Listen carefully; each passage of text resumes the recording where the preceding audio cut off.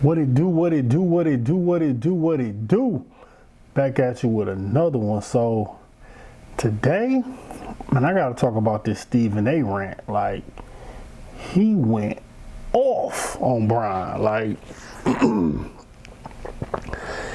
and he said so much, it's like, it's hard to really know which particular topic you want to pinpoint to actually even talk about. But what I'm wondering is with LeBron, it's like, why you got this vendetta against the media all of a sudden?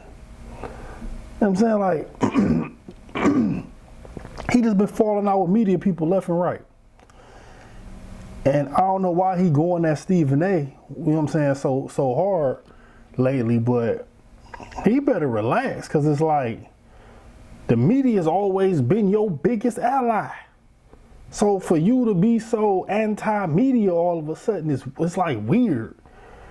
You know what I'm saying? Like, bro, the media, like, they got like 60% of the reason why there is a GOAT conversation is the media. And that's being generous. Like, your relevance, media. All that is media. So I don't know why you all of a sudden is so against the media. It's weird. But I'm gonna let y'all hear what Stephen A had to say, and I'll be right back. But don't the truth matter? Because there's one person in this ordeal that's telling the truth, and it's me. I don't lie to y'all. His ass lies a lot. And there's a lot of shady stuff that he does. And one of the things is his passive aggressiveness and the two-facedness and smile in your face and dig you behind the back. I happen to know that about him, which is why I don't like him. And he don't like me. But it doesn't stop me from being fair and calling it like I see it. We ain't exchanging Christmas gifts. We ain't having Thanksgiving dinner together. What you bring your son up in there for? What you bring your family up in there before? You gonna go on Pat McAfee show, talk about you gonna protect your house. What you talking about? Your son ain't at the house. He's at crypto.com arena. We ain't covering him in Brentwood. We covering him in downtown LA at the crypto.com arena, where you put him. Now, I happen to believe that he's going to be ready. I think Bronny's going to be an NBA player. I believe in the kid personally. But LeBron did this. Now, to get to he and I, LeBron is one of those dudes who believes he's up here. And folks, particularly in the media, are down here. There are exceptions, you know, in moments that he needs others. But that's who he is. Cool. LeBron has a show called The Shop. Once upon a time, Rich Pauls, the Maverick Carters came up to me, gotta have you on. I said, simple and plain, no problem. Only on one condition. Two conditions, I'm sorry. LeBron must be there, because there are times where The Shop was aired and LeBron wasn't in attendance. I said, I show up, LeBron has to be there. Number one. And number two, no editing. Don't edit Cliff Note stuff, clip things, cut it out. Nah. Let the public see. I know if I told him to come on First Take, he ain't gonna want to do that because he views that as benefiting me.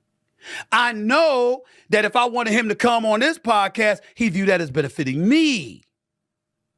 Ladies and gentlemen, I offered to come on his spot. Name the time and place and I'll show up. By my damn self. I was never taken up on that offer. Because you see, it's real easy to talk that talk like you got all the facts when I'm not there to respond. It's another thing entirely if I'm there to refute all the shit coming out your mouth. But if he wanted, you know, I wish he had The Shop. I wish he invited me on. Not my platform, his platform. You can't defend the stuff that he's done. You have no idea, but he knows I know. We want to go there, let's go there. Slithering and just through stuff and always with the two-faced nonsense. Ooh, y'all don't know the half. Y'all don't know. So when he went on Pat McAfee's show earlier today, it was no surprise. The show that comes on after First Take. The show that stars me. I know that you got a new podcast coming out with Steve Nash. No surprise there. JJ Redick, Steve Nash. No surprise. Wasn't it LeBron James that NBA in the play-in tournament?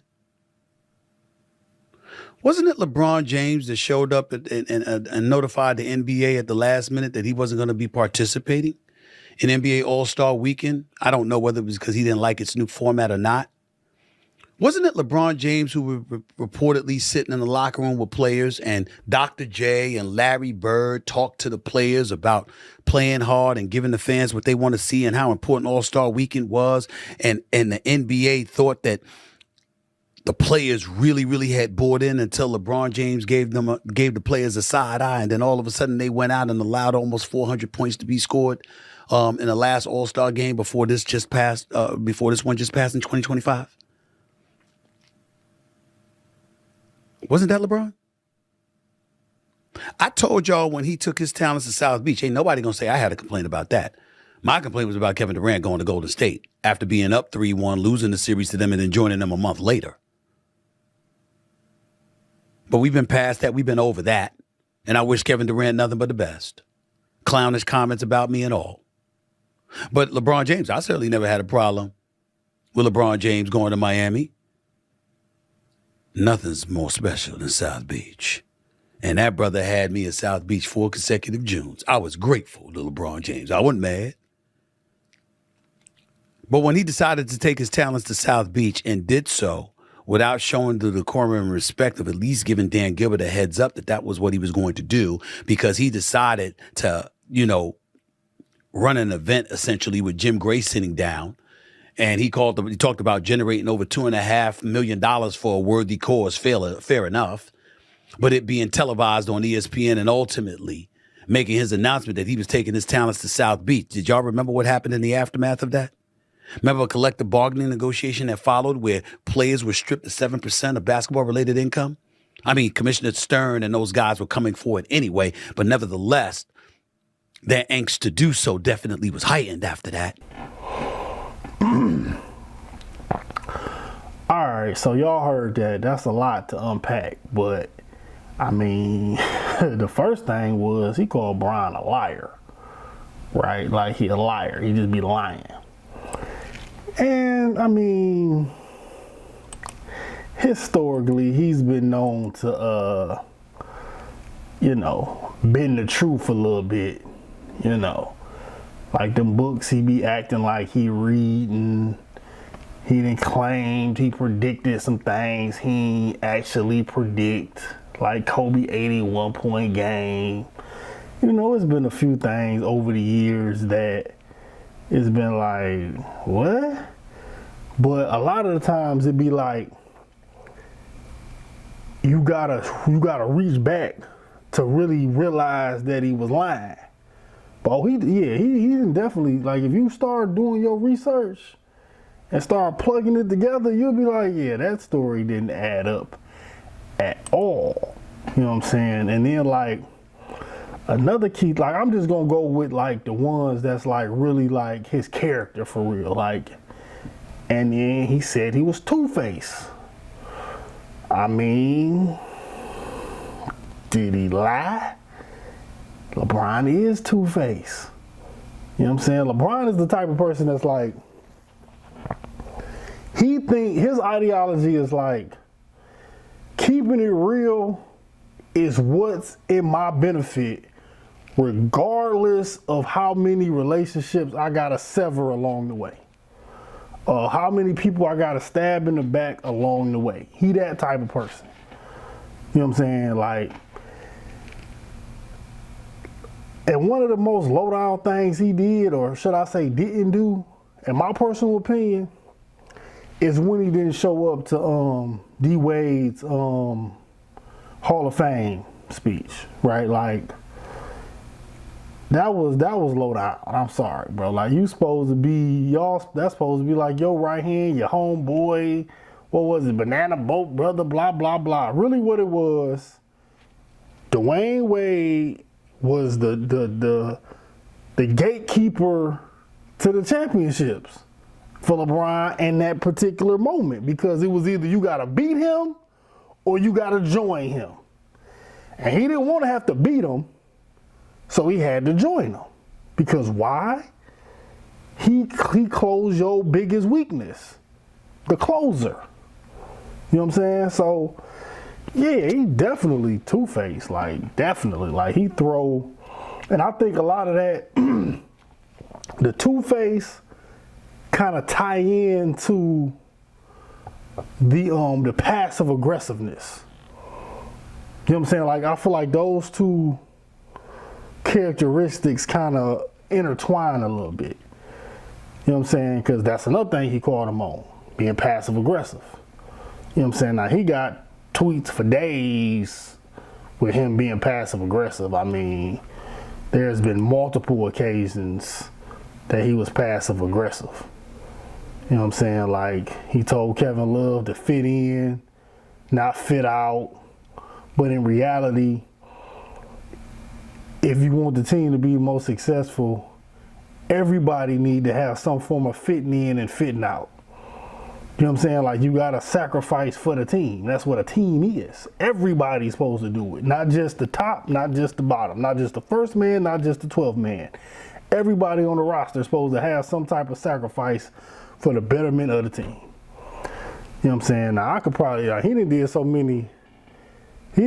much passive aggressiveness, I couldn't even name it all. Like that's just what he does. You know what I'm saying? Like it's like anything you do a lot, you're not gonna be able to name all the time somebody did it. You know what I'm saying? Now if you do it few, then yeah, it's easy to name it.